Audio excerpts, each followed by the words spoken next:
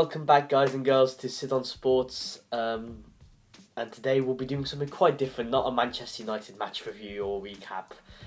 This time we're going to be going through an England match. I've been thinking about this for quite a while, but of course this was the first European qualifier for Euro 2020, and I just wanted to just start a series of vids entailing the road to Euro 2020. Of course, hopefully we can qualify. We should be able to qualify with the group we have.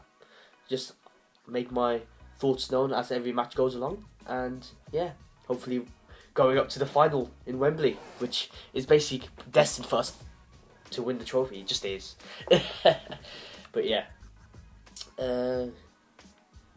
we have to just put in the performances against small teams, be ruthless against them, and show intent. And that, no, we're not just going through the motions. We are here to dominate. That semi-final wasn't a fluke in 2018 in Russia.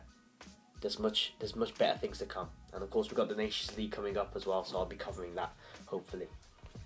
But today, or not today, yesterday, as the time of recording, it was the game against, I forgot the name, Czech Republic, 5-0. I think it might flatter us a bit at that scoreline. It would suggest that we just dominated throughout the whole game, which we did mostly. But at the start of the game, we were very slow in the play. But it's understandable. It's first game, it's been a while. Some new players coming in. Sancho, of course, has in the bench. Well, not in the bench. Sancho was starting. That's good to see. But of course, we had who's the Chelsea? Hudson-Odoi. Yes, Hudson-Odoi. Who's the other one on the bench? I think Declan Rice. How can I forget about him? Declan Rice. We'll get onto him a bit. Sorry guys, excuse me. But yeah, we were starting with, I think, 4 at the back. We're usually better with 3 at the back, but yeah, just try different systems. Of course, especially against bigger teams, you might have to not always use the same system. Just have to adapt to different styles, of course. And of course, just because the formation's set in stone at the start of a match doesn't mean we can't fluctuate as we attack, as we defend, all that good stuff. So yeah, we started off a bit slow, very slow. Of course, the Czech Republic are always going to sit back, wait for the opportunity to counter-attack. Of course, their main threat was Schick. Yeah, Schick. Who plays for Roma. I've recognised him. He looks like the YouTuber Willany. But yeah, he's the only really any real danger from on paper, to be honest. And we only saw him at his best at the end of the game with that long shot. But apart from that, they were just really trying to dominate through headers, through set pieces, and we were quite sloppy in letting a person run away from us, get some shots on target, but really there wasn't really any danger. We were in Wembley. We wanted to impress our fans, who, of course, there's a new sense of invigoration, almost. That's a big word, but it's a big word for a big England side that has just risen through the reputation and just really redeemed themselves almost from the Iceland exit. Of course, Wembley's almost being filled out now. Usually, I remember when only 6 months ago, maybe before the World Cup, that Wembley wasn't really being sold out that much because people expected us to just get 0-0s, 1-0s against these small teams. That no, we should be getting 5-0s, and that's really good. Of course, once we turned up the 1-2s and the pacey players, because we've got pacey players. One quick pass, the pace player goes. The player just runs, wait for the next pass. Wait for the next pass and remain composure on the goal. It's just too fast. It's just too much for the defenders to handle. And once we made them less comfortable with our own player style, made us more comfortable on the ball, Jadon Sancho, 1-2 in the box, squares it to Sterling and 1-0. Bam. Too much for them to handle once it was just up to us to put up the pressure. We are in charge of our own destiny. Make it sound so dramatic, but yeah, this England side, they can be as good as they want to be, but it's how hard they train, it's how hard the manager instills this ruthlessness. And Gareth Southgate, he really has, probably the first manager in quite a while to do so. Yeah, so Sterling scores, he deserves that first goal. Assist for Sancho, brilliant to see. It's always good to see foreign players in the Premier, foreign English players, especially young ones. That's even better. But that shows, of course, England's progression in international players. Of course, all the great international sides usually have players not just in their own country but in other countries as well doing well. So that's a habit we need to break out of. The habit being that every English player is only going to stick to the Premier League, because I don't think that's the right method. I think it works, of course. The Premier League players are great, but you need other players who are used to different styles of play against in different countries. Of course, you know what I mean. Of course, Germany for Sancho. Even if the leagues aren't as good, arguably, because that's a debate for another time. But yeah, Sancho proving that he can just come to England and be like, no, he's gonna assist, make that weight of pass perfect for Sterling, and Sterling makes the instinctiveness to get into the box and just score. And Sterling, he goes on to score a hat-trick, and wow, does he deserve that? Because not just for his playing style, but also for what he's had to endure of this England time. It's not of course, players get shafted all the time in the media, but also by the fans. He wasn't doing them. Fans were not really sticking by him, including myself during the World Cup. Of course, when the World Cup emotions are intensifying, you want players to be at their best, especially when you've seen them for Man City in this case, just tearing up. Of course, you could have argued 6 months ago that Sterling was only doing good because the players around him. But now Sterling has really stepped up as a player. Southgate said himself after the game, he's really matured as a player, and he's just oozing class on and off the pitch. Scored that hat-trick. First goal, of course, it's happened, but he had to make the run to do that. Second goal. Second goal. Lucky bounce to get to him in the first place, but he didn't. He turned, glanced to make it look like he was going to pass to another player, I think it's Harry Kane, but no, he just curled it in. That's all you need to do. The goal's right there for the taking, and yeah, it was brilliant to see.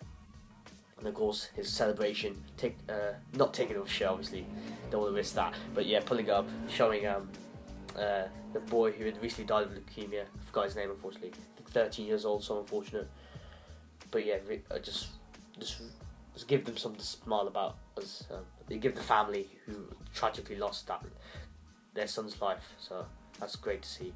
Of course, he strangely did that after he did the second goal, so that of course implies that Sterling kind of knew he can score more than one goal, and that's of course you could say that's ego, but you need the ego in the big games for your big players to have the big egos. And Sterling is a big player for me. His potential's through the roof. He's done it for so many good seasons in the Premier League. Now we just need to see him do it in international football.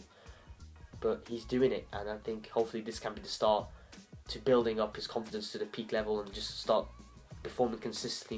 Of course, I don't expect him to score a hat-trick every game, but of course assists, getting those goals, and of course being there when it matters the most. Of course, Nations League and also World Cup and Euros, obviously.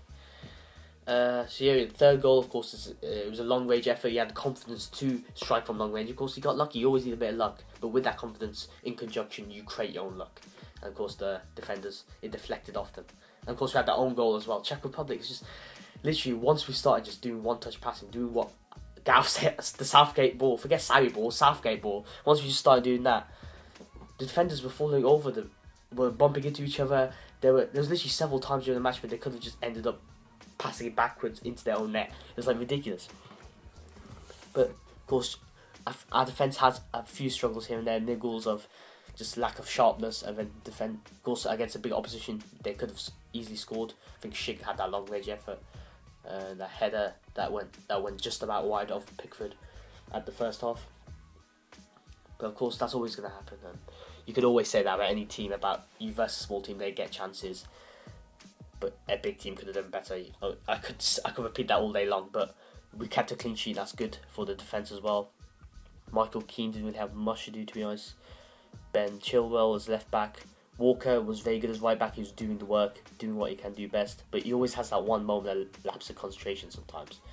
I don't know, maybe I need to watch him more at club level, but Walker, I'm always a bit concerned. I like him when he's at right centre back. He's really good. Free at the back, but of course, just try different styles. Declan Rice comes on after Dyer went off, had to go off at the end of the first half. Declan Rice, of course, I find it hilarious how he's like young Irish player of the year and now he's playing for England. I find it hilarious, Rice. Kind of feel sorry for the Irish players, but Declan Rice, welcome to England. It shows maybe England's success is playing on his mind and be like, I want to be part of that, and yeah, why not? I don't know if that's the actual reason, but maybe I'm just being a bit naive in that sense. But yeah, Declan Rice didn't have much to do for 20 minutes, to be honest, because after that point we were just steamrolling them. But of course, at the start of the second half, we started off a bit slow. But this time, Czech Republic weren't really making much chances. So, yeah, luckily we got back in to the game. Yeah, Barkley comes on for, is it Henderson? No, Henderson was playing all the way through the game. Henderson was good. I've seen Henderson as he's progressed as a player, both for Liverpool and England. He is becoming more aggressive in terms of his attacking intent. Of course, so I think it's good to see. It's good to see that he's doing his main job is to defend, and sometimes that can piss people off. But he's a CDM now. He is a proper CDM. But of course, he has been. I think he has been built by Klopp to have that. Sometimes try and go for the run, even if the pass doesn't get there. But at the end of the day, it's not really his job, and it's really for people like Barkley and Ali and them lot. I think Barkley came on. I think, was he starting the game? I don't know. But Barkley was making himself. No, he was sweating a lot. I know it sounds weird, but he was really working the ball hard through the middle of the park. And yeah, Barkley's got some ability, man. I've seen him for Chelsea. He's got some good sparks there. It's good to see him playing. I think some players are playing more for England than their own club. Particularly Chelsea, of course. We got to Hudson-Odoi. He came on for Sterling after he scored that great hat trick. Perfect time to bring him off, give him a rest. He deserves it. Hudson-Odoi comes on, starts just abusing the left wing. He just does. Like Czech Republic, I think they're already tired at this point. Hudson-Odoi trying long range efforts, gets punched out by the keeper easily, but just really testing the goalkeeper, and then of course it ends up getting that own goal. So yeah, that should give him more confidence that he can at least try and dribble through. But Hudson-Odoi he's like Rashford in that sense. He's really unpredictable once he gets the ball. He just goes really direct. You just gotta love that. A lot of direct players. Joe Cole after the match on ITV was saying, "We've got so many direct players for once. People are willing to dribble through the defence, and that's going to prove crucial in big games." I would have liked Hudson-Odoi's goal to count and not be on goal, but you know, what can you do? Sancho, by the end of the game, he was doing a few misplaced passes, but that's understandable. He's a young player still, and the assist is only going to give him confidence. So the game time he's being given by the boss, Gareth Southgate, given the confidence, given the willing to give these young players a chance. So of course, we had injuries such as Rashford and Lingard, of course. So yeah. All Manchester United players. Come on, guys. Come on, physios. You have to step it up at Old Trafford. But yeah, 12 minutes. Bloody hell, this video's gone quick. Yeah, man of the match, definitely. Sterling has to be. But kudos to Barkley and... who else? Walker. Kudos to Barkley, Walker. Kane, of course, got that one penalty. Didn't really do much, to be honest, but he's just doing his job. His entire presence, his leadership is there. It really goes to show. His reputation speaks for itself. And of course, with the penalties, he's always going to strike through. Even if the goalkeeper gets a hand to it, too much power again, man. Kane's just a machine, he just is. Captain Kane, he really is the face of this team. Of course, my mom comes and he's like, "Oh, Captain Kane." Like even my mom knows who he is, so that's when you know it's... that's when you know he's an icon now. He's becoming an icon. He has the ability. Of course, he was saying in the interviews that Nations League win with the Clips World Cup semi-final. I agree. He has to have that mentality. We're going to win trophies, and we're going to start winning trophies. So yeah, on Monday we got Montenegro. Interested to see if there's any changes there. Just give other players a chance. Maybe Hudson-Odoi starts with Sancho. It'd be cool to see them two play around with each other. Not that way. But yeah, I think that's enough for me. Leave your comments down below what I've missed. Maybe I've missed some stuff. Maybe you disagree with stuff. Maybe you agree with stuff. Who's your man of the match? Who do you think should start in the next England games? And do you think we can win anything in the next 2 years? I think we can. I have great confidence, and I'm sure as you guys do as England fans. Or maybe you're not England. Maybe you're not England fan. Maybe you're an international fan. Maybe tell us how your team is doing in the qualifying rounds. So yeah, until next time, like, comment, subscribe. Go on Instagram, my Instagram. I think it's Sit On Sports. Just search Sit On Sports on Instagram. Really appreciate it. Twitter _Sid123, something like that. It's at the end of the outro. It says it there. Yeah, like, comment, subscribe, share. Always appreciate your involvement, your contributions to the channel, and I'll see you guys next time. Bye. Hey, what's